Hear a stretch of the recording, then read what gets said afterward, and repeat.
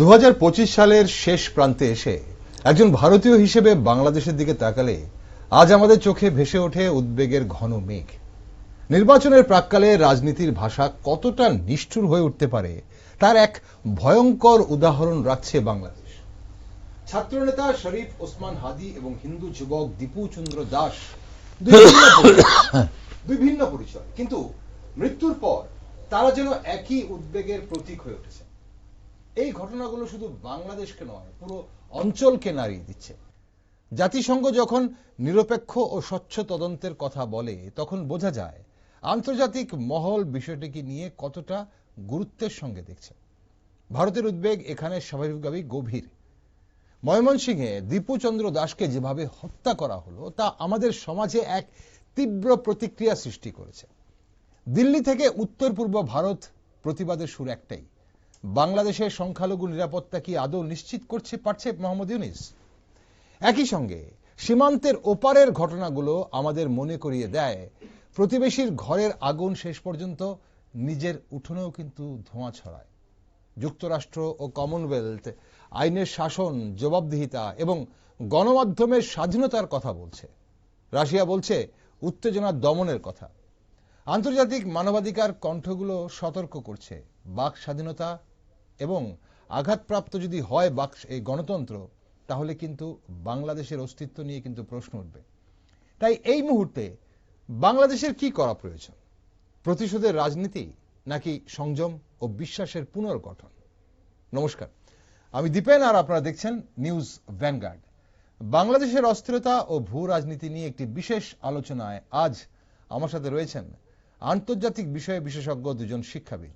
রয়েছেন প্রাক্তন অধ্যক্ষ ডক্টর সঞ্জয় রায় এবং নমস্কার, রয়েছেন অধ্যক্ষ ডক্টর হারাধন শাহ।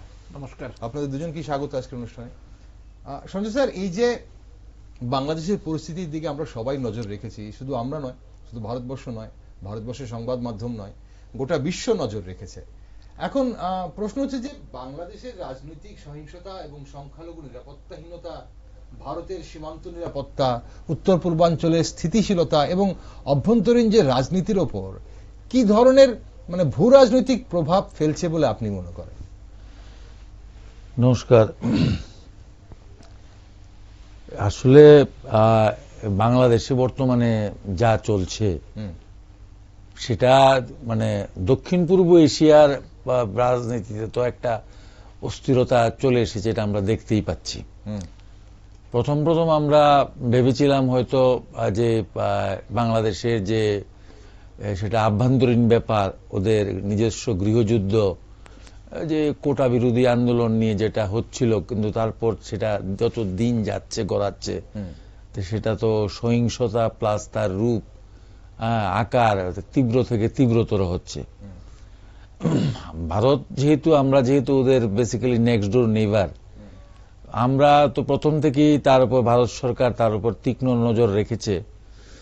কিন্তু এখন যেটা ব্যাপার সেটা হলো যে লক্ষ্য করছি যে বাংলাদেশে যে আভ্যন্তরীণ সরকার গঠিত হয়েছে, তার উপর যে আশা করে আভ্যন্তরীণ সরকার গঠিত হয়েছিল তার ধারে কাছেও নেই। তার ফলে এই অত্রাঞ্চলে দক্ষিণ পূর্ব এশিয়ায় একটা বিশাল অস্থিরতা সৃষ্টি হয়েছে। আমরা লক্ষ্য করছি যে মৌলবাদী শক্তিরা এখন তাদের ব্যাপ্তি এবং বিস্তৃতি এদিকে পাকিস্তান থেকে তুরস্ক অব্দি নিয়ে যাচ্ছে।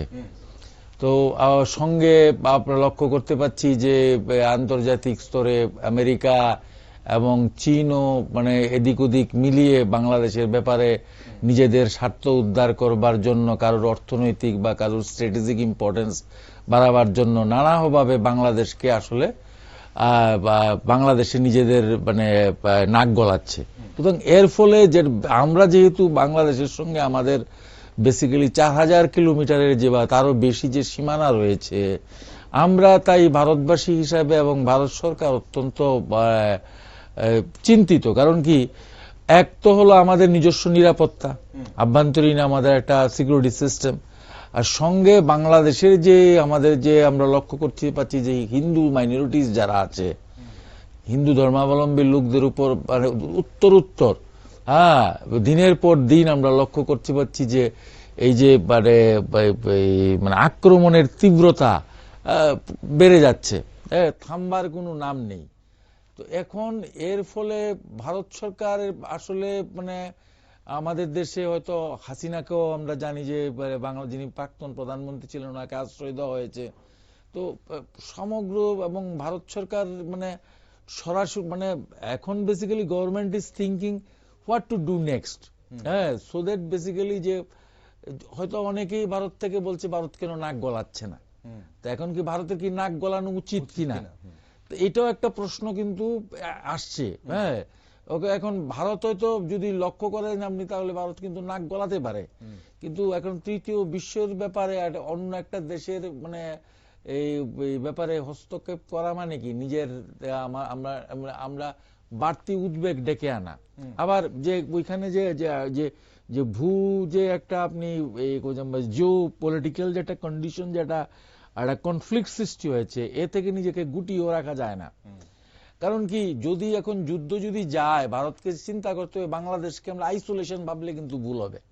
কারণ বাংলাদেশকে যারা নাকি সাপোর্ট করছে আমরা লক্ষ্য করে দেখছি যে পাকিস্তানের যে স্টেটমেন্ট যদি লক্ষ্য করি বা তুরস্কের যদি স্টেটমেন্ট লক্ষ্য করি বা চাইনাকে যদি লক্ষ্য করি, সুতরাং ইন্ডিয়া কিন্তু ওয়ার ফ্রন্টে যেতে গেলে তাকে অন্তত 3টে শক্তিকে ট্যাকেল করতে হবে। ওয়ান সাইডে ভারতবর্ষে 4000 কিলোমিটার। এখন ভারতবর্ষের যে কৌশলগত অবস্থান ভারতবর্ষ যেটা নিয়েছে এই মুহূর্তে, সেটা নিয়ে কিন্তু বিশ্বের বিভিন্ন তাবড় দেশ বা বিশ্বের যে শক্তিধর দেশগুলো রয়েছে তারাও কিন্তু সেটা নিয়ে একটা বিশ্লেষণ করছে। কারণ ভারতের কৌশলগত অবস্থান কিন্তু বাংলাদেশকে নিয়ে এখন এই মুহূর্তে যে আমরা দেখতে পাচ্ছি, বাংলাদেশকে শুধু বাংলাদেশ ভাবলে ভুল হবে, শুধু বাংলাদেশ ভাবলে ভুল হবে। বাংলাদেশের সঙ্গে আমরা পাকিস্তান ভাবতেই পারি, আপনি যেটা বলছিলেন তুরস্ক ভাবতেই পারি, আমেরিকা চীনের কি ধরনের মদত থাকবে সেটা আগামী দিনে সেটা অবশ্যই এখন যারা রয়েছে সেটা নিয়ে একটা অন্যরকম রাজনীতি রয়েছে। আমি ভারতের অবস্থান নিয়ে আসবো, কিন্তু যেটা সবচেয়ে বেশি উদ্বেগজনক যে বাংলাদেশে, হারান স্যার আপনার কি মনে হয় বাংলাদেশের চলমান রাজনৈতিক সহিংসতা এবং এই যে সংখ্যালঘুদের নিরাপত্তাহীনতা, ভারতের সীমান্ত নিরাপত্তা বা উত্তরাঞ্চল উত্তর পূর্বাঞ্চলটা এটা স্থিতিশীলতা, বারবার বলা হচ্ছে যে 7 সিস্টারকে আলাদা করে দেবো, মানে একটা মানে প্লেটে রাখা আছে 7 সিস্টার আমি এসে আলাদা করে দেবো, এখন সেটার উপর মানে কি ধরনের প্রভাব পড়ছে বলে আপনি মনে করেন? নমস্কার স্যার, যে কথাগুলো বলেছেন আমি তার সঙ্গে আরেকটা কথা যোগ করব। বাংলাদেশের জনগণ ভালো করে জানে 1971-এর ভারতবর্ষ আর 2025-এর ভারতবর্ষ, এই দুটো এই যে বিশাল সময়ের ব্যবধান, সেখানে কিন্তু রাষ্ট্রের শক্তিশালীর দিক দিয়ে ভারত কিন্তু এখন অনেক অনেক গুণ এগিয়ে আছে। এটা বাংলাদেশের জনগণ যেমন জানে, পাশাপাশি পাকিস্তান জানে, চীন জানে, আমেরিকার মতো বা ভারত বিশ্বের উন্নত রাষ্ট্রগুলি তারা প্রত্যেকে কিন্তু জানে। আচ্ছা, যেটা কিছুদিন আগে পাকিস্তানের সঙ্গে সিঁদুর অপারেশনের মধ্য দিয়ে অল্প কিছু সময়ের মধ্যে অনেকে টের পেয়ে গেছে। আর এই অবস্থায় বিশ্বের বিশেষ করে উন্নত রাষ্ট্র, স্যার যে কথাগুলি বলছিলেন যে চীন বলুন আর আমেরিকা বলুন বা পাকিস্তানকে তারা প্রথম ব্যবহার করছে, ইদানিংকালে তারা চেষ্টা করছে যে সেটা বাংলাদেশকে ব্যবহার করেও ভারতবর্ষের এই যে উত্তরোত্তর বৃদ্ধি এটাকে কিভাবে নিয়ন্ত্রণ করা যায়, কিভাবে ভারতকে ডিস্টার্ব করে উন্নয়নটাকে ধমকে দেওয়া যায়। কেননা প্রত্যেকটা রাষ্ট্রই কিন্তু সেখানে তাদের বিশ্ব রাজনীতিতে একটা কৌশলগত পলিটিক্স নিয়ে তারা চলে কিন্তু, এবং এটা একটা ইন্টারন্যাশনাল পলিটিক্স। আজকে আমেরিকার যে স্ট্যান্ড, সেই স্ট্যান্ডের পেছনে একটা কৌশল আছে, চীনের যে স্ট্যান্ড সেখানের পিছনেও কিন্তু একটা কৌশল রয়েছে। একদম। আজকে ভারত যে কৌশলটা নিচ্ছে, যেটা নিয়ে আপনি আমাকে জানতে চাইছিলেন, তার পেছনেও কিন্তু ভারতবর্ষ কেন মানে আরো কড়া পদক্ষেপ নিচ্ছে না, কেন আজকে এরকম ভাবে সেটাকে চেষ্টা করছে, তার কারণ হচ্ছে গিয়ে আমরা তো অস্বীকার করতে পারি না যে আজকের এই ভারত মানে বাংলাদেশের পরিস্থিতির জন্য যে শেখ হাসিনার নেতৃত্বাধীন যে আওয়ামী লীগ সরকার ছিল তাদেরও কিন্তু কিছুটা ব্যর্থতা ছিল। কেননা তারা কিন্তু মানবাধিকার এবং বাক স্বাধীনতা এটাকে কিন্তু সম্পূর্ণভাবে রক্ষা করতে পারেনি, গণতন্ত্রকে পুরোপুরি রক্ষা করতে পারেনি। সেটা সরকারি থাকুক বা প্রতিবেশী রাষ্ট্রই হোক, প্রত্যেকটা রাষ্ট্রের কিন্তু কতগুলো বেসিক ব্যাপার আছে। আজকে ভারতবর্ষে মনে করুন নেবারিং কান্ট্রিগুলির দিকে যদি তাকায়, সেখানে কতগুলো জিনিস ফলো করতে হয়। সেটা কি, একদিকে যেমন সরকারের সঙ্গে একটা সম্পর্ক, ঠিক সমানভাবে কৌশলগত দিক থেকে কিছু অপোজিশন লিডারদের সঙ্গে একটা সম্পর্ক রাখতে হয়। পাশাপাশি থাকবে সুশীল সমাজ। আপনি, আমার মনে হয়েছে এই জায়গাটা রক্ষা করার ক্ষেত্রে হাসিনা সরকার যেমন তার রাষ্ট্রের মধ্যে সেটা রক্ষা করতে পারেনি, আবার যে কোনো রাষ্ট্রই চায় তার নেবারিং কান্ট্রিগুলির সঙ্গে একটা সুসম্পর্ক রাখার জন্য। এবং ভারতবর্ষ ওই সময়ে সরকারের বীজ রয়ে গেছে না, তারা আজকে কি করেছে, একটা মানে ও তাদেরই সন্তান সন্ততিরা কি করছে আজকে চেষ্টা করা হয়েছে। এখানে স্যার, এখানে প্রশ্ন হচ্ছে যে আলটিমেটলি আমি বুঝতে পেরেছি আপনি কি বলতে চাইছেন, যে ভারত বিদ্বেষ যেটা ব্যাপারটা, বা ভারত বিরোধী যারা এই মুহূর্তে বাংলাদেশে যারা রয়েছে, তারা আসলে কারা? তারা কি সেই পক্ষ যারা মুক্তিযুদ্ধ চায়নি? তারা কি সেই পক্ষ যারা পূর্ব পাকিস্তান থেকে বাংলাদেশ হতে চায়নি? নাকি তারা কি রাজনৈতিক স্বার্থে যারা এই মুহূর্তে জর্জরিত? দেখুন, একদিক দিয়ে হচ্ছে রাজাকারদের বা যারা মনে করুন যারা ভারত বিদ্বেষী এবং প্রতি মুহূর্তে ভারতবর্ষের মানে তারা বিরুদ্ধে তারা মানে স্লোগান তুলে, একটা জিগির তুলে একটা বিভিন্ন অরাজকতা সৃষ্টি করতে চায়, তারা যেমন আছে, আবার তাদেরকে ব্যবহার করছে আন্তর্জাতিক যে উন্নত রাষ্ট্রগুলো, যারা এখানে ভারতের এই উত্তরোত্তর যে বৃদ্ধি এটাকে আটকে দিতে চায়, ভারতের স্থিতিশীলতাকে মানে নিশ্চিত করতে চায়। কেননা এখন আমেরিকা যদি মনে করুন ভারতকে বিরোধিতা করবে, কেন? আমেরিকা কখনো চায়নি ভারত রাশিয়া থেকে তেল কিনুক, কেননা আমেরিকা জানে ভালো করে, বা বিশ্ব অনেকে চাইছে যে রাশিয়া থেকে যদি তেল ক্রয় করে তাহলে রাশিয়া এই অর্থ ইউক্রেনের সঙ্গে যুদ্ধে ব্যবহার করতে পারে। এই যে এরকম কতগুলো পলিসি, আবার ভারত আমেরিকা থেকে যে জিনিসগুলো ক্রয় করার কথা সেগুলো তারা সেই পরিমাণে ক্রয় করছে না। এরকম কতগুলো কারণে আমেরিকা স্বাভাবিকভাবে এখানে চাইবে না যে ভারতবর্ষের উত্তরোত্তর বৃদ্ধিটা হোক।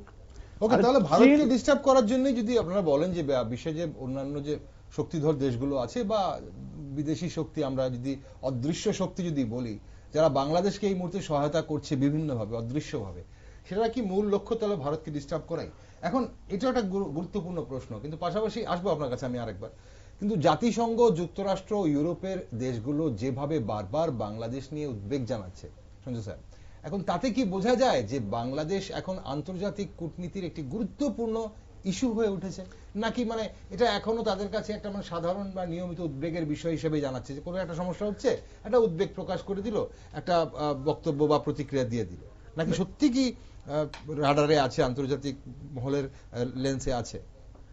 দেখুন, আমি ব্যক্তিগতভাবে মনে করি যে আমার যতটুকু রিডিং, ইদানিং কালে আপনি লক্ষ্য করে দেখবেন যেভাবে নাকি ফ্রান্স, রাশিয়া বা বিভিন্ন দেশ, ঠিক আছে, মানে বাংলাদেশের এদের যে ইনক্লুসিভ একটা ডেমোক্রেটাইজেশনের কথা বলছে, এটা কিন্তু এটা আমি পার্সোনালি মনে করি it is a part of the Indian diplomacy. হ্যাঁ, কারণ কি আমি লক্ষ্য করে ইন্ডিয়া, আমি যেটা বলছিলাম যে বাংলাদেশকে আইসোলেশন ভাবছে না, কারণ কি এখানে অনেকের অনেক রকম ইন্টারেস্ট আছে। কারণ আপনি লক্ষ্য করে দেখবেন যে বাংলাদেশে কিন্তু প্রচুর টাকা ইনভেস্ট করেছে China, his lot of investment. সুতরাং চায়না কখনই বাংলাদেশ থেকে উঠে যাবে না। সুতরাং তার ক্যাপিটালটা সেখানে সুদৃঢ় থাকুক, নিরাপদে থাকুক। হ্যাঁ, এবং China is basically A commercial country, মানে ব্যবসা করা ছাড়া সে কিছু বুঝে না, ঠিক আছে, তার মার্কেন্ডাইজ করতেই হবে। এখন চায়না কিন্তু যদি বাংলাদেশের সঙ্গে আমাদের যদি কনফ্লিক্ট হয়, চায়না কিন্তু সরাসরি আসবে না। চায়না আবার চাচ্ছে যে ইন্ডিয়ার সঙ্গে যে আপনার আমেরিকার যে আপনার যে একটা যে ইদানিং কালে ট্রেড ওয়ার চলছে, বা ইন্ডিয়ার সঙ্গে যে আমেরিকার যে একটা দূরত্ব হচ্ছে, আমেরিকা, এবং আপনি লক্ষ্য করে দেখুন আমাদের prime minister as an alternative basically has visited Beijing a few days ago, এবং যখন সেখানে রাশিয়াও এসেছিল।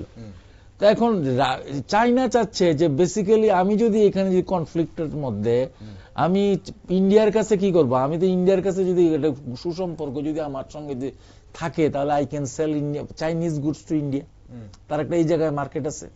আর সেকেন্ডলি আমি যদি চায়না বাংলাদেশের সঙ্গে যদি ইন্ডিয়ার যদি একটা যদি সংঘর্ষ থাকে, তাহলে আপনি লক্ষ্য করে দেখবেন যে ইদানিং কালে বাংলাদেশের আভ্যন্তরীণ সরকার বাংলাদেশ চীন থেকে জেট কিনছে, যে যুদ্ধবাহী জাহাজ। সুতরাং তার কাছে সে আপনি অস্ত্র বিক্রি করতে পারছে।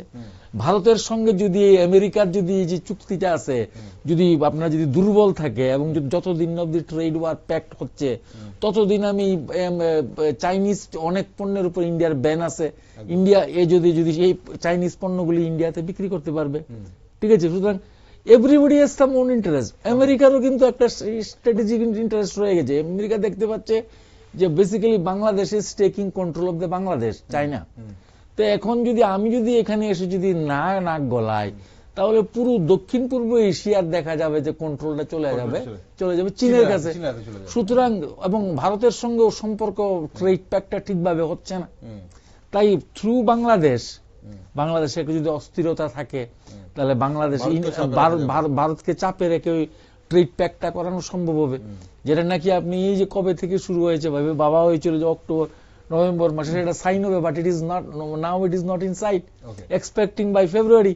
এবং ইন্ডিয়া লক্ষ্য করতে পারছে যে এখন যে বাংলাদেশকে কেন্দ্র করে আমার বিরুদ্ধে শুধু একমাত্র বাংলাদেশ একা না, কারণ অলরেডি পাকিস্তান হুমকি দিয়েছে যদি বাংলাদেশকে যদি ইন্ডিয়া আক্রমণ করে কিছু করে, then basically China will Pakistan will interfere. এবং এখন সবচেয়ে মধ্যে ইন্ডিয়ার তো ওয়ার ফ্রন্ট 3টে, আর তার মধ্যে 2 কান্ট্রিজ আছে those are basically nuclear is potent.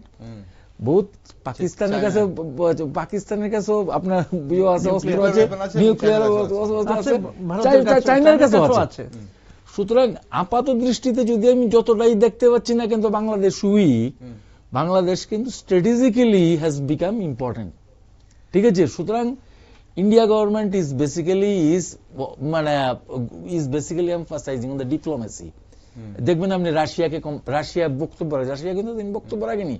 India যখন যেই মাত্র আমাদের যে বিদেশে যখন আমি ভ্লাদিমির পুতিন ইন্ডিয়া ভিজিট করে গেল, আপনি দেখলেন যে ঢাকাতে রাশিয়ান যে অ্যাম্বাসেডর আছে, সে basically referring to the contribution of the India, ভারতের কি সহযোগিতা ছিল ভারতের জন্য বাংলাদেশের আজকের যে অবস্থা মনে করে দেওয়া হচ্ছে। ফ্রান্স ও ইন্ডিয়া মানে কি ইনক্লুসিভ ইলেকশন, তার মানে কি ইউ ইনক্লুড হাসিনা গভর্নমেন্ট।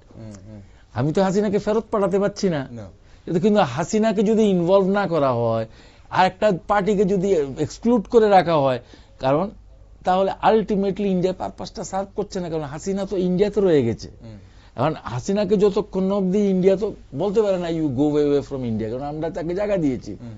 আবার ইন্ডিয়া গভর্নমেন্টের একটা বেসিক্যালি যেটা সমস্যা, সেটা নাকি উনি বলছিলেন, আমি ব্যক্তিগত যেটা মনে করি, দেখুন আজকে বাংলাদেশে যে পরিমাণে নাকি ভারত বিরোধী আওয়াজ একটা চলছে, আমাদের তো সেখানে হাসিনা গভর্নমেন্ট ছিল, কিন্তু এই ভারতের সপক্ষে বলবার মতো কোনো আওয়াজ কিন্তু সেখানে নেই। বাংলাদেশের যত এই যে সুশীল সমাজ আছে, আমি প্রায়ই বলি অনেক সময় যে আমাদের থেকে কিন্তু ভারত বাংলাদেশ মৈত্রী অনেক সমিতি সংঘ সেখানে গিয়েছে, ভিজিট করেছে। What was the role? সুশীল বলার মতো পরিস্থিতি কি আছে? না, মব জাস্টিস হচ্ছে মানে বেসিক্যালি প্রো ইন্ডিয়া তো একটা প্রো ইন্ডিয়া কোথায় আপনার হিন্দু মৌলবাদী হিন্দু কিছু সংগঠন যারা প্রো ইন্ডিয়ান কারা বলবে, যারা বাংলাদেশের পক্ষে সঠিক পথে না যখন নাকি হাসিনা ওয়াজ ইন পাওয়ার, যখন নাকি মৌলবাদীরা সক্রিয় ছিল, ঠিক আছে, দেখুন ইন্ডিয়ার মানে ইন্ডিয়া যখন ইন্ডিয়া এবং ইন্ডিয়া ওয়ার্ল্ড কাপের সময় যাবে নাকি আমরা ভারত বিরোধী আওয়াজ শুনেছি, তখনও তো হাসিনা গভর্নমেন্ট ছিল। সুশীল সমাজের কি রোল ছিল সেই সময়? At that time they didn't raise. তখন জামাত কিন্তু 1971 এর পর থেকেই active, sometimes overground, sometime underground. হাসিনাকে নিয়ে আপনি যেটা বলছিলেন, এবং এটা অনেকেই বলে থাকেন বিশেষজ্ঞরা, যে দূরদর্শিতা কম ছিল এই জায়গাটাতে, এবং মৌলবাদকে নিয়ে হাসিনার রিডিংটা টোটালি কমপ্লিটলি ভুল হয়ে গেছে, বিশেষ করে মানে সেকেন্ড ফেজ এবং থার্ড ফেজ। এবং এখানে ভারত এবং বাংলাদেশ দুজনেরই দুটো পার্টিরই একটা ভুল ছিল আমার পার্টিকুলার। আমার মনে হয় যে উনি যেটা বলছিলেন বারবার civil society, so civil societies in Bangladesh they were basically confined to their own interest. ঠিক আছে, মানে দেশের যে একটা ব্যাপার আছে সেটা সম্পর্কে যে আজকে যদি ইন্ডিয়ার সপক্ষে বলবার মতো সেখানে কেউ নেই, হয়তো feelers are there, everybody is feeling, ঠিক আছে, কিন্তু আওয়াজটা যেটা তোলা এখনো তো তারিকুর রহমান গিয়েছে, that is a separate issue. আমি সেই বিষয়টাতে আসবো, আমি আপনার কাছে আসবো আরেকবার একই বিষয়টাতে। ভারত স্যার, আপনার কি মনে হয় আন্তর্জাতিক মহলের এই যে ধারাবাহিক বিবৃতি, আমরা জাতিসংঘ দেখেছি, আমরা দেখছি রাশিয়া বলছে। দেখুন, আন্তর্জাতিক মহল আপনি কমনওয়েলথ বলুন, তারপরে জাপান বলুন, আমেরিকা বলুন, ফ্রান্স যারা বলুন, বিবৃতি দিচ্ছে, যারাই দিচ্ছে, এই বিবৃতিগুলোর গুরুত্ব কত? তাদের কতটুকু গুরুত্ব হবে? আপনার আমেরিকা যদি কিছু বলে বা চীন যদি কিছু বলে বা অন্য একটা উন্নত রাষ্ট্র যদি কিছু বলে, তারা তখন দেখবেন যে তারা ধারাবাহিকভাবে কিছু বক্তব্য ছাড়া আর বেশি কিছু তো করার ক্ষমতা নেই তাদের, না? তো স্বাভাবিকভাবে আপনি এদিক দিয়ে দেখুন না, আরেকটা এখানে বলা হয়েছে যে সেটা কি, চীন, তারপরে হচ্ছে পাকিস্তান, তার কিংবা তুরস্ক, নেপাল, বাংলাদেশ, এদেরকে নিয়ে প্রয়োজনে আরেকটা করা গ্রুপ তৈরি করবে বলছে প্রয়োজনে। তো এগুলো কেন? উদ্দেশ্যটা হচ্ছে গিয়ে একটা অস্থিরতা তৈরি করা, মূল উদ্দেশ্য অস্থিরতা তৈরি করা, এবং এই অস্থিরতা তৈরি করে যার যার পারপাস গুলোকে সার্ভ করা। আপনি যেটা বলছিলেন, স্যার যেটা বলছিলেন যে আজকে ভারত যদি বাংলাদেশকে আক্রমণ করে, পাকিস্তান তার মিসাইলগুলোকে ঘরের মধ্যে বদ্ধ করে রাখবে না তখন? কেন বলছে কথাগুলো? পাকিস্তান সেটাকে সুযোগ বলছে, কেননা এখানে একটা ইসলামিক প্রভাব তৈরি করার জন্য। আমরা লক্ষ্য করছি ইদানিংকালে সেই প্রভাব আগের থেকে বৃদ্ধি পেয়েছে, চীনের প্রভাব বৃদ্ধি পেয়েছে, যেটা স্যারও বলছিলেন, যেটা হয়তো ভারতের কাছে উদ্বেগের। কিন্তু আমার মনে হয়, ব্যক্তিগতভাবে আমি মনে করছি, এই অস্থিরতার মধ্য দিয়ে আপনার সংখ্যালঘুদের উপর যে অত্যাচার, শুধু সংখ্যালঘু তো এখন নয়, এখন আপনি যদি বাংলাদেশের পরিস্থিতি দেখেন, সেখানে কিন্তু দেখবেন যে এনসিপি নতুন দল হয়েছে, তাদের মধ্যেও অনেকগুলো গ্রুপ তৈরি হয়েছে, তাদের দলের নেতারা পদত্যাগ করে আরো বেশি হচ্ছে। সুতরাং এই অরাজকতা, অস্থিরতা শুধুমাত্র যে ভারত বিদ্বেষী হচ্ছে তা নয়, ভারত বিদ্বেষী তো হচ্ছেই, এটা হচ্ছে তারা সোশ্যাল মিডিয়ার মধ্য দিয়ে। আজকে দেখুন যে বিভিন্ন ইউটিউবার গুলি যারা ভারত মানে বাংলাদেশে নেই, অথচ ব্রিটেনে বসে, আমেরিকাতে বসে তারা বিভিন্ন ভারত বিদ্বেষী বিভিন্ন রকমের সোশ্যাল মিডিয়া প্রচার করছে। এগুলির উদ্দেশ্যটা কি? একটা অস্থিরতা তৈরি করা। এগুলির উদ্দেশ্য কি? এগুলোর মধ্য দিয়ে যে একটা বিশৃঙ্খলা তৈরি করার মধ্য দিয়ে আজকে তারা তাদের উদ্দেশ্যটাগুলোকে সার্ভ করা। এবং এদিকে যেটা স্যার বলছিলেন বারবার, প্রত্যেকটা রাষ্ট্র তার নিজের মানে যে বিজনেস বা নিজের যে লক্ষ্য সেটা পূরণ করার জন্য কাজ করছে। সুতরাং এই অবস্থা দাঁড়িয়ে কমনওয়েলথ বলুন বা অন্যান্য ইউনেস্কো বলুন, এদের যে বক্তব্যগুলো এরা ধারাবাহিকভাবে বলতে থাকবে, মানবাধিকার লঙ্ঘিত হচ্ছে। স্ট্র্যাটেজিক পলিসি নাকি, মানে এই যে বলছিলেন যে বা বিজনেসের কথা, মানে সবাই কি দে মিন বিজনেস, নাকি এখানে রিলিজিয়াস কোনো একটা ব্যাপার কিছু একটা রয়ে গেছে? মানে আপনি বলছেন ইসলামিক একটা জোট করা। শুনুন, এখন রিলিজিয়াস বিষয়গুলো তো আনতেই হবে না, পয়েন্টগুলো তো আনতেই হবে না। এখানে তো নিঃসন্দেহে এটা যে আজকে মানে রিলিজিয়াস বিষয়টা এত একটা সেন্সিটিভ বিষয় যে এই বিষয়টাকে যত তাড়াতাড়ি ভাবে ওরা মানে ওদের আয়ত্ত করতে পারবে বা এটাকে প্রভাবিত করতে পারবে, অন্য পয়েন্টগুলো দিয়ে তো এত তাড়াতাড়ি পারবে না। সেই জন্য বলছি যে মৌলবাদীরা যেটা চাইছিল অনেক আগে থেকে, সেটা আজকে হয়তো তাদের এই যে মানে একদল ছাত্র জাতীয়তাবাদী আদর্শে বিশ্বাস করে তারা সেখানে বাংলাদেশে যেভাবে একটা অরাজকতা, বিশৃঙ্খলা তৈরি করছে, নতুন রাষ্ট্র গঠনের চিন্তা ভাবনা করছে, এবং যেভাবে তারা ভারত বিদ্বেষী জিগিরটাকেই একমাত্র তাদের এখানে সবচেয়ে বড় হাতিয়ার। কেননা তারা জানেন এই বিষয়টা বা এই পয়েন্টটা দিয়ে যত বেশি জিগির তুলতে পারবে, তারা বর্তমানে তাদের টার্গেট হচ্ছে ইলেকশন, নির্বাচনের মধ্য দিয়ে রাজনৈতিক হাতিয়ার। তার একটা অন্য কোনো পলিসি আছে বলে এই যে ভারত বিরোধী যে জিগিরটা বা ভারত বিরোধী বিদ্বেষটা, যেটা সেটা তো আমরা 5ই আগস্টের পর থেকে বা তারও আগের থেকে আমরা দেখছি। ধরুন সাজিরা বলছিলেন যে ওয়ার্ল্ড কাপের সময় তখন তো হাসিনা সরকার ছিল, এখন মৌলবাদীদের ভারত বিরোধী যে জিগির সেগুলো আগে থেকেই ছিল। কিন্তু এখন যে রূপ নিয়েছে তার পেছনে কি শুধু বাংলাদেশের মৌলবাদীরাই কি মানে এটার পেছনে দায়ী, নাকি এটার পেছনে? না, এটার পেছনে তো থিঙ্ক ট্যাঙ্ক আছে, বিরাট বড় থিঙ্ক ট্যাঙ্ক আছে, এরাই সেটাকে কাজে লাগাচ্ছে এদেরকে। ওকে স্যার, এই যে আন্তর্জাতিক মহলের নিন্দা, তদন্তের দাবি বা নির্বাচনকে ঘিরে যে মানে সতর্ক বার্তা যে নির্বাচন সঠিক হতে হবে, এগুলো কি বাস্তবে কোনো কড়া কূটনৈতিক চাপ বা পদক্ষেপে পরিণত হতে পারে, নাকি মানে বাংলাদেশের ভূ রাজনৈতিক গুরুত্বের কারণে এসব প্রতিক্রিয়া শেষ পর্যন্ত মানে কোনো মানে মূল্যই থাকবে, মানে এই কোনো সীমাবদ্ধতা নেই? না, আসলে যেটা আমি নির্বাচনে মানে বিশেষ করে নির্বাচনে কি আওয়ামী লীগকে কি মানে আলটিমেটলি আওয়ামী লীগ কি লড়াই করতে পারবে, ব্যান কি উঠবে? ব্যান তো দেখুন, আমি তো এখন নির্বাচন হোক, বর্তমানে গত কদিন আগে একটা টক শোতে বলেছিলাম ইনক্লুসিভ না, নির্বাচনই হবে কিনা সন্দেহ আছে। কারণ কি এক্সিস্টিং যিনি সরকারের প্রধান অ্যাডভাইজার ইউনূস সাহেব, I doubt whether he is willing for an election. ঠিক আছে, তো মানে লাস্ট অব্দি উনার একটাই প্রচেষ্টা থাকবে, যেন কোনোভাবেই যেন যতক্ষণ না পর্যন্ত উনার মানে বলছিলাম যে উনার একটা মানে নিশ্চিত পোস্ট মানে সুরক্ষিত হচ্ছে বা ইস্যুড হচ্ছে ততক্ষণ পর্যন্ত বাংলাদেশে কোনো নির্বাচন হবে বলে আমার মনে হয় না হবে। এটা আমিও এই ব্যাপারে সহমত। কারণ কি, উনি হয়তো এখনো তো বিএনপির তারেকুর রহমান যিনি অ্যাক্টিং প্রেসিডেন্ট, উনি এসছেন বাংলাদেশে, লক্ষ্য করতে চাচ্ছি প্রচুর লোক সেখানে গিয়েছে। কিন্তু আপনি যদি লক্ষ্য করে দেখুন উনি কোথায় কোথায় যাচ্ছে, হাদির যে কবরস্থানে উনি ভিজিট করেছেন, বিভিন্ন জায়গায় গিয়েছেন, যেখানে সঙ্গে ইউনুসের সঙ্গে বেসিক্যালি খুব বেশি কি মানে পার্থক্য আছে। হয়তো উনি হয়তো বাংলাদেশে এসছেন, উনি হয়তো লন্ডনে ছিলেন, উনার সঙ্গে হয়তো বিভিন্ন মানে রাষ্ট্রের হয়তো যোগাযোগ হয়েছিল, কর্মকর্তারা বা কর্ণধাররা হয়তো বিভিন্ন সোর্সে, ডিরেক্টলি তো আর না, একটা থ্রু এজেন্সি বা থ্রু এজেন্ট বা কোনো সংস্থার মাধ্যমে হয়তো যোগাযোগ হয়েছে। উনি হয়তো ওদের কথাই বলছেন। আপনি লক্ষ্য, উনার ভাষণ যদি যেটা শোনা যায়, যেগুলো আমি সবাইকে নিয়ে চলবো, হ্যাঁ বাংলাদেশে একটা basically I have come with a plan, Martin লুথারের মতো মানে একটা বক্তব্য উনি রাখার চেষ্টা করছেন। তো এগুলো থেকে তো বোঝা যায় he has come basically, he is not speaking his mind. হ্যাঁ, আমি পার্সোনালি মনে করি he is not speaking his mind.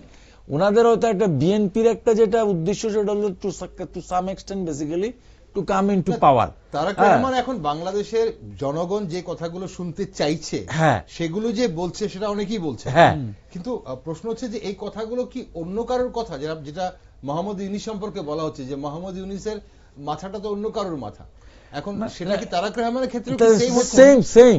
Mohammad Yunus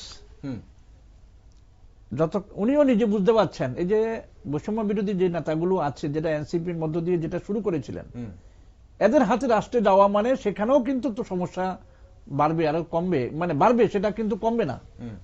আবার ওনার পেছনে যে থিঙ্ক ট্যাঙ্ক, আমার মনে হচ্ছে তারিক আনোয়ার বা যিনি এসছেন আজকে মানে আমাদের তারিক রহমান, ওনার পেছনেও ওইরকম একটা থিঙ্ক ট্যাঙ্ক কাজ করছে এবং একই রকম মানে সেই থিঙ্ক ট্যাঙ্ক কি অ্যান্টি ইউনিস বা ইউনিসের পেছনে যারা আছে তাদের অ্যান্টি, নাকি সেটা আলাদা কোনো না? দেখুন, এন্ট্রি যদি মানে আপনি স্যার যে কথাটা বলছিলেন, মানে তারিক রহমানও যে বিষয়গুলোতে মানে টাচ করছে, ইউনূস তার যে ভাবনাটা, সেটার কিন্তু প্রায় খুব একটা ডিস্টেন্স এখানে আমরা কিন্তু লক্ষ্য করছিলাম।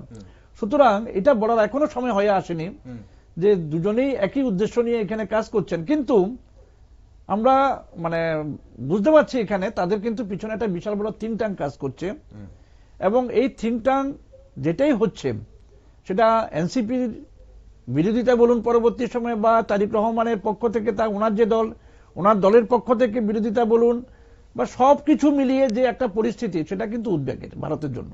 ঠিক আপাতত দৃষ্টিতে যদি আমরা নির্বাচনের কথা দেখি, মনোনয়নপত্র জমা দেওয়ার বোধ আজকে শেষ তারিখ ছিল, সেখানে এখন অব্দি তো আওয়ামী লীগকে নিয়ে কোনো উচ্চবাচ্য নেই। তাহলে সেই জায়গায় দাঁড়িয়ে আন্তর্জাতিক মহলে যে নিন্দা বা ধরুন বিভিন্ন বিষয়গুলোতে তদন্তের যে আহ্বান বা ইনক্লুসিভ নির্বাচন, স্বচ্ছ নির্বাচনের কথা, তাহলে এইসব কি মানে কূটনৈতিক চাপ নাকি এগুলো কোনো গুরুত্বই মানে নেই বলে, এগুলো কথার কথা, প্রতিক্রিয়া বলেই মনে হচ্ছে? আমার তো মনে হচ্ছে এগুলো কথার কথায়, এবং এখানে তাদের উপর আরেকটা ভালো সুযোগ বলার মতো একটা বিষয় চলে এসেছে, সেটা শেখ হাসিনা ভারতীয় অবস্থান, এবং তারা সেটাকে কাজে লাগাচ্ছে।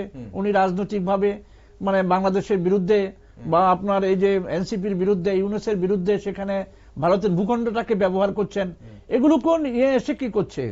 এগুলো তারা একটা জল ঘোলা করছে এবং সেখানে একটা অরাজকতা তৈরি করছে। মূল বিষয় হচ্ছে সাধারণ মানুষ। দেখুন আপনি একদিক দিয়ে অর্থনৈতিক একটা দোদুল্যমান চলছে, বিশ্ব অর্থনীতি একটা দোদুল্যমান চলছে, বিভিন্নভাবে আপ ডাউন করছে এটা, এবং ক্রমবর্ধমান মুদ্রাস্ফীতি, এগুলো সবকিছু মিলিয়ে বাংলাদেশের উপর কিন্তু একটা সব দিক দিয়ে কিন্তু একটা প্রভাব ফেলছে। কিন্তু এতে সাধারণ জনগণ যেভাবে ক্ষতিগ্রস্ত হচ্ছে, আগামী দিনে এখানে যদি এটাকে যদি দ্রুত যদি বন্ধ না করে এবং সেটা যদি নিয়ন্ত্রণ না করে একটা সরকারের মধ্য দিয়ে, তাহলে সেটা বাংলাদেশের যে আইডেন্টিটি, আমার মনে হয় এই আইডেন্টিটি crisis নিয়ে হয়ে কিন্তু যাবে। প্রশ্ন crisis চলে হয়ে আসবে, যাবে। ক্রাইসিস তৈরি হবে। কিন্তু প্রশ্ন হচ্ছে যে বাংলাদেশের সাধারণ জনগণ যারা মানে হয়তো সচেতন নয়, তাদের কাছে যেভাবে মোড় ঘুরিয়ে দেওয়া হচ্ছে এই সব ব্যাপারগুলো যেগুলো আপনি বলছেন যে মানে বিশ্ব আর্থিক অবস্থা যেভাবে ডামাডোলের মধ্যে আছে, বা সেই জায়গায় দাঁড়িয়ে বাংলাদেশ যেভাবে দিন দিন তলানিতে যাচ্ছে, বাংলাদেশের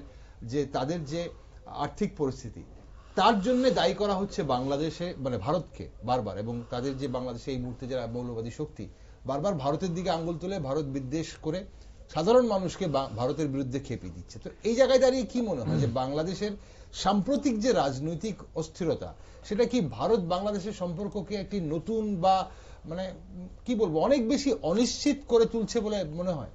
না। ভারত বাংলাদেশ সম্পর্কটাকে গোটা না না, ভারত বাংলাদেশ সম্পর্কটা মৌলবাদীরা তো কখনো চাইবে না এটা ভালো সুসম্পর্ক হোক, এবং মৌলবাদীরা যেমন চাইবে না, পাশাপাশি তাদের যে তার পেছনে যারা সাপোর্ট দিচ্ছে তারাও চাইবে না।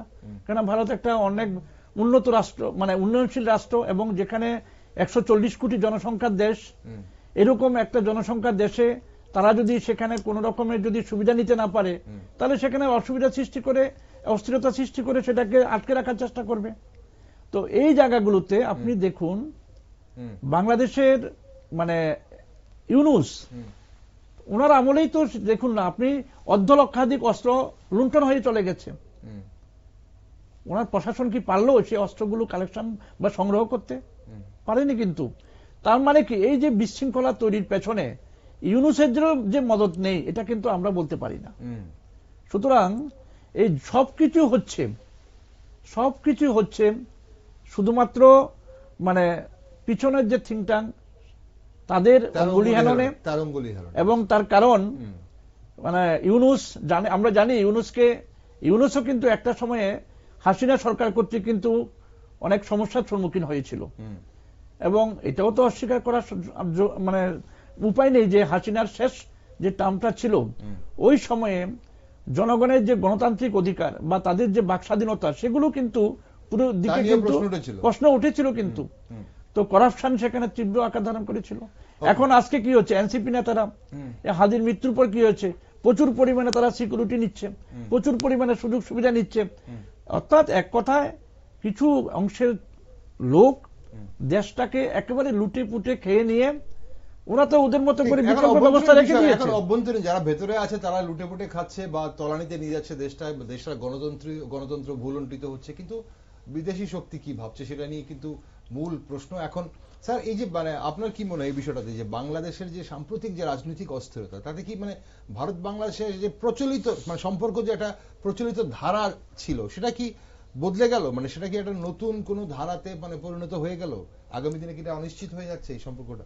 না, এগুলো দেখুন নির্ভর করছে কি, ব্যাপার হলো Bangladesh economy is heavily dependent on India, এটা তো সত্যি কথা। এবং Bangladesh is also one type of financial hub for India, ঠিক আছে, কমার্শিয়াল।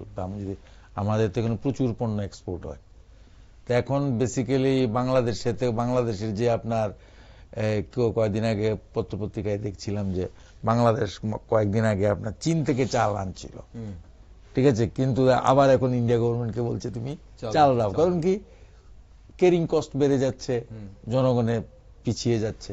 বাংলাদেশের অলরেডি আপনার এই কটন ইন্ডাস্ট্রিজ আছে, বয়ান শিল্প, যেটা বস্ত্র শিল্প, গার্মেন্টস ফ্যাক্টরি। তো গার্মেন্ট ফ্যাক্টরির মেইন যে এলিমেন্ট সেটা তো যে সুতা ভারত থেকে যায়। তো এখন ইন্ডিয়ারও কিছু কোম্পানি ওইখানে আছে, ঠিক আছে, তাই হয়তো ভারত সরকার একটা এক্সিট রুট দিয়েছিল বিদেশে পণ্যগুলি পাঠানোর জন্য, এটাকে লক্ষ্য করে দিয়েছিল। এখন তাতে হয়তো আমাদের যে ইনফ্রাস্ট্রাকচার ছিল, আমাদেরও যে প্রোডাকশন যেভাবে হতো, আমরা তো ধরেন না আরো 18 কোটি এক্সট্রা লোক ধরে প্রোডাকশন করেছি আমরা, ঠিক আছে। সুতরাং আমাদের যে ব্যবসা বাণিজ্য যেটা ক্ষতিগ্রস্ত হচ্ছে না সেটাও কথা না, ঠিক আছে, সেটাও হচ্ছে। আমাদের হয়তো পেঁয়াজের দাম কম্পারেটিভলি হয়তো পেঁয়াজ চাষিরা নাকি দাম পায়নি, অনেকে বলছে, কারণ বাংলাদেশে পেঁয়াজ যায়নি, ঠিক আছে। তো এখন সুগারের ক্ষেত্রে সেম হচ্ছে, অনেক কিছু বাংলাদেশে মেশিনারি এলিমেন্টস থেকে আরম্ভ অনেক কিছু যায়। সুতরাং এই যে সম্পর্কটা মাঝখানে বেসিক্যালি এই হয়তো ইউনিট সরকার এসেছে আউট অফ বেসিক্যালি কতগুলো মানে কি বলবো যে মানুষ আউট অফ ইগো হয়তো সম্পর্কটা ডিরেলড হয়েছে বা কাটিলড হয়েছে, কিন্তু এটা তো ফ্যাক্ট। যে সাধারণ লোকের চাহিদা মেটাতে গেলে সাধারণ লোকের সার্ভাইভালের ক্ষেত্রে ভারত থেকে পণ্য নিতে হবে। তাহলে যে সরকারই বাংলাদেশে বসুক না কেন, টুডে অর টুমরো ভারতের সঙ্গে সেই বাণিজ্যিক সম্পর্ক সেটাকে কিন্তু সেটা ঠিক রাখতে হবে। এবং তারেকুর রহমান, আপনি is very rightly tactfully is basically avoided, not Delhi or not Islamabad এর কথা বলছে, কিন্তু ভারতের সঙ্গে সুসম্পর্কটা মানে আগের যে স্ট্র্যাটেজিটা ছিল সেই স্ট্র্যাটেজি থেকে কিন্তু তার কিন্তু সরে এসেছে। এবং ইন্ডিয়া গভর্নমেন্টের একটা যে ব্যাপার আছে সেটা হলো কি, দেখুন হাসিনাকে আমরা জায়গা দিয়েছি, হাসিনার সঙ্গে আমাদের সুসম্পর্ক ছিল, সেটা যেরকম সত্যি কথা। ইউ ক্যান নট বেসিক্যালি মানে চেঞ্জ ইউ নেভার তো চেঞ্জ করতে পারবে না, বাংলাদেশে এতগুলো লোক চেঞ্জ করা যাবে না। সুতরাং সেই দেশের সঙ্গে আমাকে একটা ওয়ে আউট বের করতে হবে, সো দ্যাট বেসিক্যালি সেখানে একটা পিস একটা রেস্টোরড হয়, যাতে আমার ইন্টারনাল যাতে প্রবলেম গুলো আমাকে কম পোয়াতে হয়, আমার জন্য অভ্যন্তরীণ কোনো সমস্যা না হয়, সীমান্ত নিরাপত্তা যেন ঠিক থাকে। এবং কিন্তু বাণিজ্যিক যে ব্যাপারগুলো আছে, লাইনগুলো আছে, সেটা যেন ঠিক থাকে, সেটা ঠিক থাকবে বলে আমার মনে হয়। এই যে আমাদের ভারতবর্ষ থেকে যে পরিমাণে বিদ্যুৎ বাংলাদেশে দিচ্ছে, আজকে এটা বন্ধ করে দিলে বাংলাদেশের অবস্থাটা কি হবে? না, বন্ধ করে দিলে বিদ্যুৎ নয়, এখন বাংলাদেশ থেকে প্রচুর মানুষ ভারতে চিকিৎসা নিতে আসে, বাংলাদেশের ছেলেমেয়েরা ভারতে পড়াশোনা করতে আসে। স্যার যে কথাগুলি বলছিলেন, যদি বন্ধ করে দেয় তাহলে তো হয়ে গেল। এই সম্পর্কটা এখন যেটা প্রশ্নটা হচ্ছে গিয়ে, আমাদের একটা সময় আমাদের সঙ্গে সম্পর্কটা ছিল মানবিক এবং ঐতিহ্যগত সম্পর্ক ছিল, একদম সেটাই। আর বর্তমানে যে জায়গায় এসে দাঁড়িয়েছে স্ট্র্যাটেজিক সম্পর্ক হয়ে যাচ্ছে। তাহলে সেখানে দেখবেন এই মানবিক বিষয়টা সবটাই স্ট্র্যাটেজিক হবে।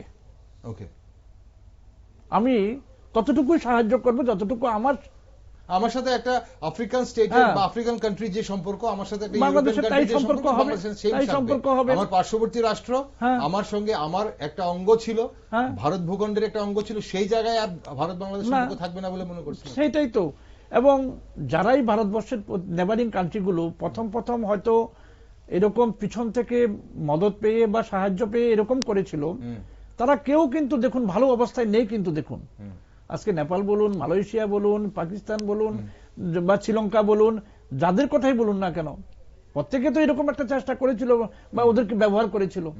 এরা কে কতটুকু ভালো অবস্থায় আছে দেখুন তো।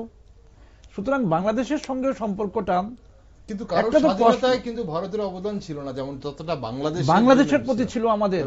এবং আমি তো তখন ওই জন্য বললাম ঐতিহ্যগত, মানবিক, এবং সেই সময় একটা রাষ্ট্রের গঠন দরকার হয়ে পড়েছিল, যার জন্য ভারত ওই সময়ে সম্পূর্ণ শক্তি দিয়ে এই দুটো তিনটে মানে রাষ্ট্রের বিরুদ্ধে ভারত কিন্তু লড়াই করেছিল ওই সময়ে। ওকে, আমার অনুষ্ঠানের সময় ফুরিয়ে গেছে। আর দেখুন স্ট্র্যাটেজিক রিলেশনশিপ যেগুলো, যখন স্ট্র্যাটেজিক রিলেশন বাংলাদেশে বেসিক্যালি আমি যেটা ব্যক্তিগতভাবে মনে করি, বাংলাদেশে যদি সেখানে সুষ্ঠু নির্বাচনের মাধ্যমে সরকার গঠিত হয়, সাথে আওয়ামী লীগ আসবে কি না আসবে জানি না, তবে আওয়ামী লীগের একটা প্রচ্ছন্ন অবদান থাকবেই। আওয়ামী লীগ যার দিকে ঝুঁকবে সেই দলে কিন্তু জয়ী হওয়ার চান্স থাকবে। সুতরাং আওয়ামী লীগ যদি এখন আওয়ামী লীগেরও তার স্ট্যান্ড পাল্টাতে হবে।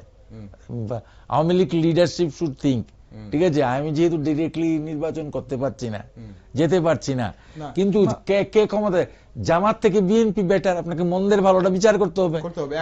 এবং ইন্ডিয়া করবে যে আমি নির্বাচনে নেই, আপনারা বিএনপি কে ভোট দিন, সে সরাসরি কি আওয়ামী লীগ ঘোষণা করবে? স্ট্র্যাটেজিক্যালি তাকে বলতে হবে, সেটা নিলে সবার কাছে গিয়ে বার্তা পৌঁছতে পারবে। আমি একটা কথা বলি, বিষয় একটু লক্ষ্য করুন, আওয়ামী লীগের কিন্তু গ্রাসরুট লেভেলের সংগঠন কিন্তু সেরকম ভাবে কিছু মানে নষ্ট হয়নি, কিন্তু নেতারা নেই, নেতৃত্বের সংকট। আওয়ামী লীগের যে মানে সংগঠন তো একই জায়গায় রয়ে গেছে সেটা। ওকে, অনুষ্ঠানের সময় ফুরিয়ে যাচ্ছে। একটা ছোট্ট প্রশ্ন, 1 মিনিট করে সময় দেবো মানে দুজনকেই। মানে বাংলাদেশ নির্বাচন নিয়ে আপনাদের প্রেডিকশন কি? মানে নির্বাচন হবে, যদি হয় তাহলে কি আওয়ামী লীগকে ছাড়াই হবে বলে দেখছেন? কারণ খুব বেশি দিন সময় কিন্তু আর নেই নির্বাচনে। বাংলাদেশের এই নির্বাচনে আওয়ামী লীগ অংশগ্রহণ করার মতো পরিস্থিতি এখন আছে বলে আমার মনে হয় না। পিছন থেকে যারা শক্তি তারা এখনো চাইছে এখানে একটা বিশৃঙ্খলা পরিবেশ তৈরি হোক, যাতে নির্বাচনটা না হয়। আর নির্বাচন যদিও হয় সেখানে প্রচুর রক্তক্ষয় হবে, সেখানে আরো বেশি পরিমাণে রক্তক্ষয় হবে, এবং যারাই আসবে তাদেরও আয়ুষ্কাল বেশি হবে বলে আমার মনে হয় না। ওকে, আর সঞ্জয় স্যার আপনার কি মনে হয় এই বিষয়টাকে, আপনার কি প্রেডিকশন? না না, আমার তো মনে হয় শেষ পর্যন্ত মোহাম্মদ ইউনিস এটাই চাইবে যে so that no election gets held. আচ্ছা, এটা আমি বেসিক্যালি হয়তো বাংলাদেশে হয়তো বিএনপি যিনি একটি ওয়ার্কিং প্রেসিডেন্ট আছে উনি এসছেন, he is basically assessing the situation. আজকে ওদের একটা পার্টি অফিসও দেখলাম ঢাকায় উদ্বোধন হয়েছে, শুনলাম। তো বেসিক্যালি ফেব্রুয়ারিতে নির্বাচন হওয়ার মতো পরিস্থিতি বাংলাদেশে এখন আমি দেখছি না। আর যদিও বা হয় তাহলে সেটা আওয়ামী লীগকে ছাড়াই হবে, সেটা আওয়ামী লীগকে ছাড়াই করার চেষ্টা হচ্ছে। ওকে, অসংখ্য ধন্যবাদ আপনাদের দুজনকে থাকার জন্য আচ্ছা এবং সময় দেওয়ার জন্য। হ্যাঁ সঞ্জয় স্যার আপনাকেও ধন্যবাদ, হারাধন স্যার আপনাকেও ধন্যবাদ। দর্শক বন্ধুরা, বাংলাদেশে চলমান রাজনৈতিক সহিংসতা ও সংখ্যালঘু নিরাপত্তাহীনতা কেবল দেশের অভ্যন্তরীণ স্থিতিশীলতার জন্যই নয়, প্রতিবেশী ভারতও এই পূর্বাঞ্চলের জন্য কিন্তু একটা ভারত এবং গোটা পূর্বাঞ্চলের জন্য, উত্তর পূর্বাঞ্চলের জন্য একটা উদ্বেগের বিষয়। ভারতের পক্ষ থেকে স্পষ্টভাবে নিন্দা ও সতর্কতা বার্তা প্রদান করা হয়েছে, বিশেষ করে হিন্দু সংখ্যালঘুদের ওপর হামলার ক্ষেত্রে। ভারত চায় বাংলাদেশ সরকার দেশের আইনের শাসন, গণতান্ত্রিক পরিবেশ ও সংখ্যালঘুদের নিরাপত্তা নিশ্চিত করুক। ভারত আশা করছে যে বাংলাদেশের সরকার আসন্ন 2026 সালের যে জাতীয় নির্বাচনের আগে রাজনৈতিক স্থিতিশীলতা পুনঃপ্রতিষ্ঠা করবে, যাতে দুই দেশের সম্পর্ক এবং দক্ষিণ এশিয়ার আঞ্চলিক শান্তি ও স্থিতিশীলতা বজায় থাকে। তাই বাংলাদেশের সব খবরে চোখ রাখছি আমরা, আর আপনারা দেশ দুনিয়া ও সব নিউজ আপডেট এবং টকশো দেখার জন্য চোখ রাখুন শুধুমাত্র নিউজ ভ্যানগার্ডে।